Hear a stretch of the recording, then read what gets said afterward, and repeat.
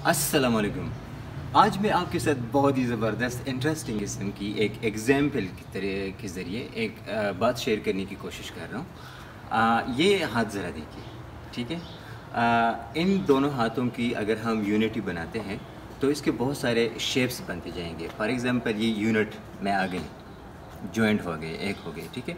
फिर हम शेप्स को बदलते रहते हैं और इसी तरह ये जॉइंट जो है ये भी बदलते रहते हैं और आखिरकार जब अगर हम शेप इस तरह बनाते हैं तो सारे के सारे उंगलियां जो हैं वो आपस में कनेक्टेड हो गए, इनकी इत्तेहाद बन गई है।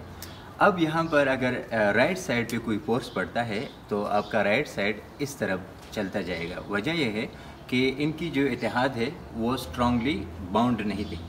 अब जब ये वापस आना शुरू करेगा, जब ये रियलाइज़ करेगा कि मैं अपने दोस्त से या अपने हाथ से दूर गया हूँ, तो ये जब आना शुरू करेगा तो ये दूर हो जाना शुरू हो जाएगा और इसी तरह ये आना और जाना चलता रहेगा और हम कभी भी इत्तेहाद में नहीं आ सकते। इसके लिए एक स्ट्रेटजी ये है कि जब हम बाउंड करते हैं, हम इत्तेहाद करते हैं, तो एक दूसरे की जो ज़रूरियात है उनको हमने जहन में रखना होता है। यहाँ पर ये देखिए, जहाँ पर आपको उंगलियाँ नज़र आती हैं, ये तो एक स्ट्रेंथ है, ठीक है, इनकी उंगलियों का। लेकिन ये खाली जगह जो है, अगर हम इनको फिल करने की एक दूसरे की कोशिश करेंगे, यहाँ पर भी खाली जगह है, यहाँ पर भी खाली जगह है, ठीक है। तो इस तरह से अगर हम एक बाउंड बनाएंगे तो ये इस तरह होगा। फिर लुक,